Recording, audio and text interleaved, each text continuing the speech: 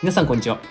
今回はですね、リクエストにお答えする形で動画を1個やっていこうと思います。まずですね、リクエストいただいた方々、どうもありがとうございました。何個かですね、動画でやっていきたいなという、リクエストありましたので、ちょっと随時やっていこうかと思うんですけれども、まずはですね、これ一番個人的に大事だなという内容でですね、でしかも意外とこれあまり詳しく知られてない方が多いなという内容のリクエストが1個ありましたので、今回はですね、それをやらせていただこうかと思います。でその内容というのはですね、このアンテナ線の、濃厚にならない取り回しですね。アンテナ線の取り回しについて、今日はご紹介していきたいと思います。はい。ということでですね、まずアンテナ線の説明からしていきたいと思うんですけれども、慶応プロポのですね、受信機のアンテナ線、大きく分けて2種類あります。一つがですね、こういう KR211 とか、安い受信機についているアンテナですね。こういうビニール線タイプっていうアンテナですね。ビニール線の安いタイプのアンテナが一つと、もう一つはですね、ハイエンドの送受信機についている、今ですと、EX NEXT、WR の KR415 とか418とかについているですね、こういった先っぽがこうちょっと皮のむけたような形をしているアンテナですね。こういうアンテナ、これシールドタイプのアンテナ、シールドですね。シールドタイプのアンテナっていう言い方をするんですけれども、このシールドタイプのアンテナと、ビニール線タイプのアンテナ、まずですね、この2種類のアンテナが、慶応プロプの受信機には存在します。で、これですね、この2種類、かなり特性が大きく違いまして、それぞれメリット、デメリットあるんですけれども、まずはですね、このビニール線タイプですね。ビニール線タイプのアンテナについて、説明していきたいと思うんですけれども、まずですね、このビニール線タイプのアンテナの、特徴としまして、これですね、アンテナ線全体で、電波を受信します。線全体で電波を受信するので、まずですね、この、ビニール線タイプのKR211、241とか、212なんかがそうなんですけれども、まずこのビニール線タイプのアンテナをですね、車に搭載する場合なんですけれども、基本的にはですね、このアンテナ線、伸ばして搭載していただく形になります。で実際にちょっとですね、例を挙げてやっていこうかと思うんですけれども、ここに、MCIC の車があるんですけれども、こういう、クラスに積むことが多いかなと思うんですけれども、実際ここにちょっと両面テープがついてるんで、積んでいくんですけれども、これでですね、よく、このビニール線タイプのアンテナ、この積んだ状態で、こうやって細かく、折りたたんじゃってですね、折りたたんで、これでインシュロックでこう小さくまとめてこうやって搭載する方、まず結構いるんですけれども、実際コースとかでよく見るんですけれども、この搭載の仕方ですね、まず NG です。これは絶対、ダメです。おそらくこの搭載の仕方したら、この車濃厚になります。でっていうのはですね、やっぱりこの、ちょっと安いタイプの、ビニール線タイプのアンテナはですね、こう全体でさっき、説明したように受信するので、これをですね、こう小さく折りたたんでしまうと、受信するところがなくなってしまうんですね。受信するところがなくなってしまうので、こうやってちっちゃくぐちゃぐちゃぐちゃってやると、まず濃厚になるかと思います。でですね、もう一個よく見かけるのが、これをですね、こうぐるぐるぐるぐるって、細い鉛筆とかボールペンなんかに、こう巻きつけてですね、こう、こんなんでもいいんですけど、こうやってぐるぐる巻いて、こういう状態ですね。こんな状態にして、搭載する方もよく見るんですけども、これも絶対にダメです。これやるとですね、磁場が発生しちゃうんですね、ここ。コイルなんかがそうだと思うんですけれども、磁場が発生しちゃうんで、これもほぼ間違いなく濃厚になるかと思います。こうやってぐるぐるぐるぐる巻いて、サーボのリード線なんかはですね、こうやってぐるぐる巻いて搭載するのは見た目がちょっと良くなったりとかしていいと思うんですけども、サーボのリード線、アンプのリード線はぐるぐる巻いても、受信機のアンテナはですね、絶対ぐるぐる巻かないでください。これやるとですね、ほぼ確実に、濃厚になるかと思います。ということで、ぐるぐる巻くも NG です。でですね、それではどうやって搭載したらいいかっていうと、これが一番理想なんですけれども、アンテナパイプですね。アンテナパイプを使って、まっすぐ立ててあげてください。だいたいですね、この手の車にはですね、アンテナポストがついてるかと思うので、こういうアンテナポストを使ってあげてですね、こうやってしっかり、アンテナ線まず立ててあげてください。こんな感じでですね。で、できればですね、ボディに穴開けて、このタイプのアンテナは、ボディに穴開けてボディからポストが出るぐらい立ててあげるのが理想です。逆にですね、ここまでちゃんとやってあげれば、こういう普通のハイエンドタイプの、受信機と同じようにですね、ノーコンまず起きることはなく、広いコースでも全然問題なく走れるかと思います。ちゃんと正しい使い方をしてあげればですね、この安い受信機でも、ノーコン起きることはまずないですね。これが一番理想の、使い方になります。でもですね、どうしてもですね、アンテナボディの外に出したくないよっていう方も、聞かれるんですね。どうしてもやっぱりアンテナボディの中にですね、しまって、外に出したくないよっていう方。おすすめするのはですね、こういう KR420 とか415のショートアンテナですね。これを、つけてあげれば出ることないので、これをつけてあげるのが、アンテナ外に出したくない人は、ベストかと思うんですけれども、それでもどうしてもですね、こういうハイエンドタイプの、受信機買えないよっていう方、ちょっとお金がなくて買えないけども、どうしてもですね、アンテナ出したくないよって方、これはですね、あんまりちょっとおすすめはしないんですけれども、どうしてもですね、このビニール線使っても、アンテナ外に出したくないよって方はですね、なるべくですね、さっきみたいに折りたたんだりぐるぐるしたりはしないでですね、伸ばしてあげる状態ですね。例えばこういうボディポストにを使って伸ばしてあげるとかですね、こんな感じですね。こんな感じでできるだけ線を上に向かって伸ばしてあげるような形、あまり折りたたまないようにしてあげる形で、こういう感じで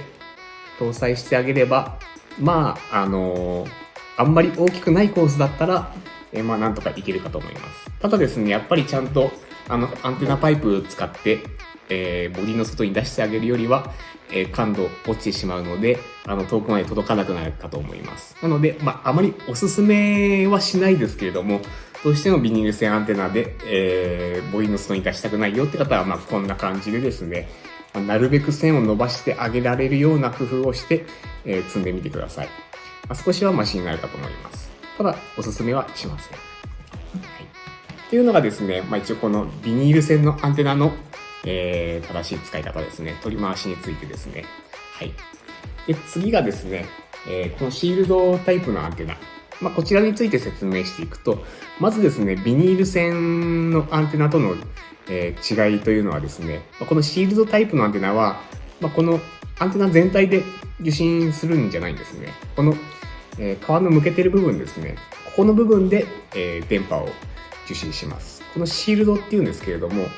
この、太い、なんて言ったらいいんだろうな。ちょっとビニールじゃないんですけれども、布みたいな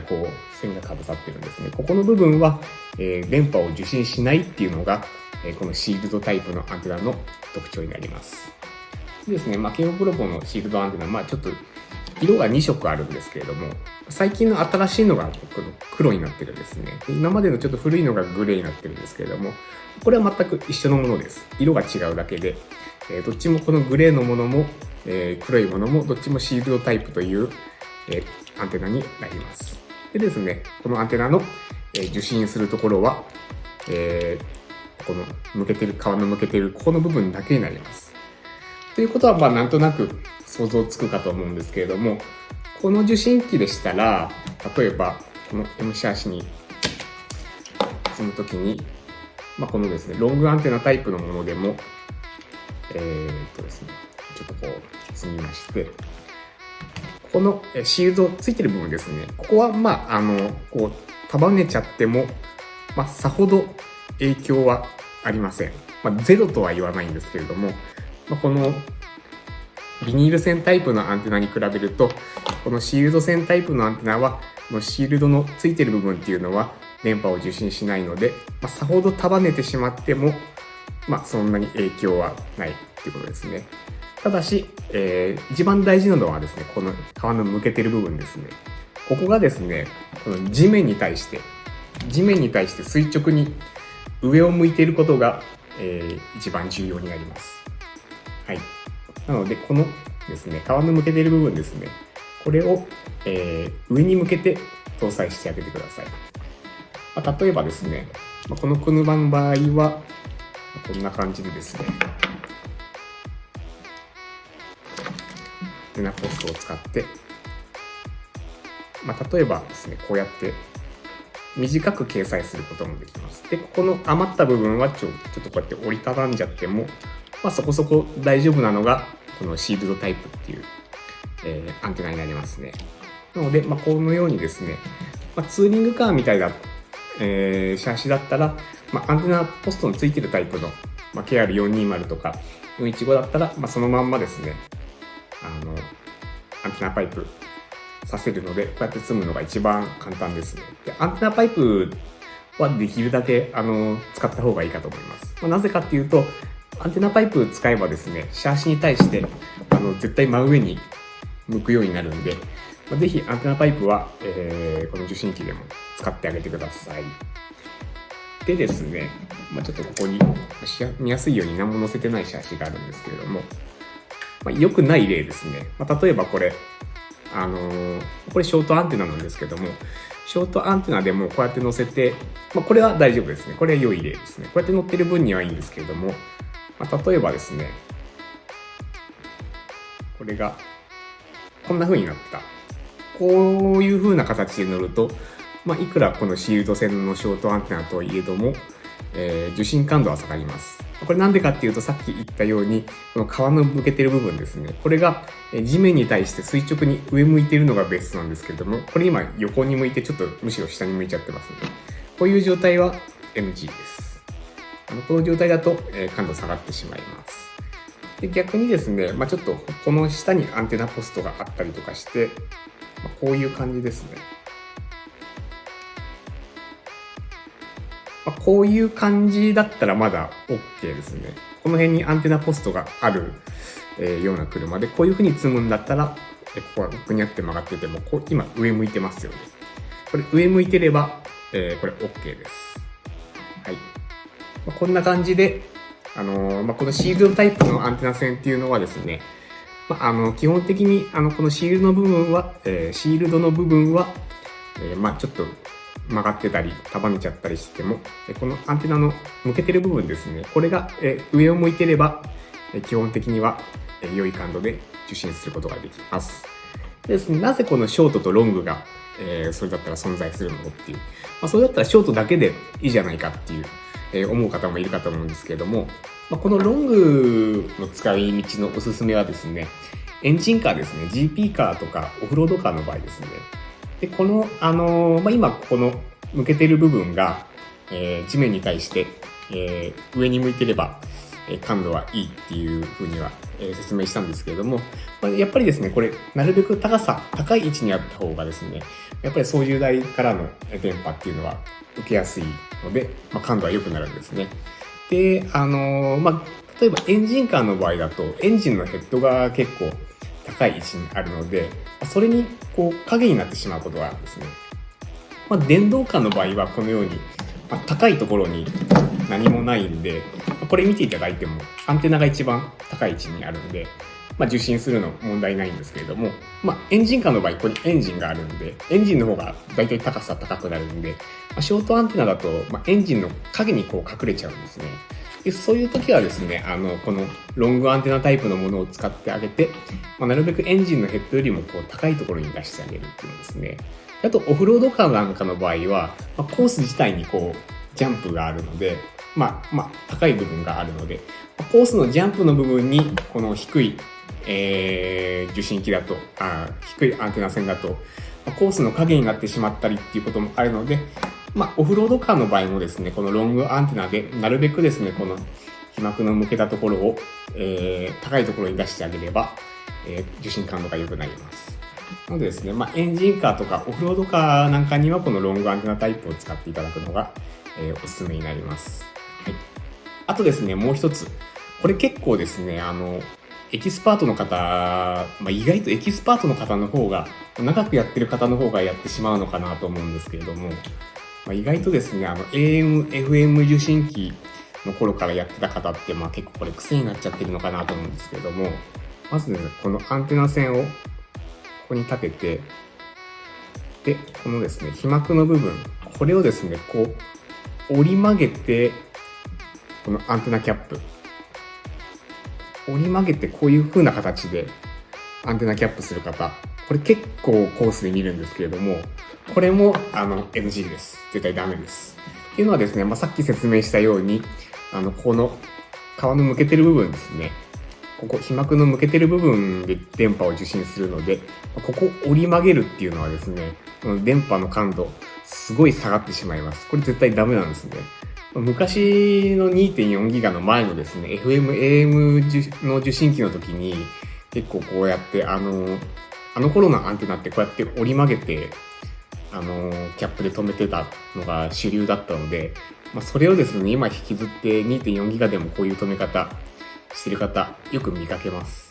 でもですね、これはですね、絶対に感度落ちるので、この止め方は、NG です。やめてください。はい。なのでですね、ちょっと今、ここにアンテナないんですけれども、このアンテナパイプの中に、これがですね、すっぽり入るようにな長さで、切ってあげてください。この被膜の先っぽがですね、でちゃんとしっかり、アンテナ線のアンテナポストの中に、入るような長さで、アンテナポストを切ってあげてください。そうすることでですね、ちゃんと、被膜の部分が垂直に上を向くので、濃厚になることはまずなくなるかと思います。はい。ということでですね、以上が、この2種類のアンテナの、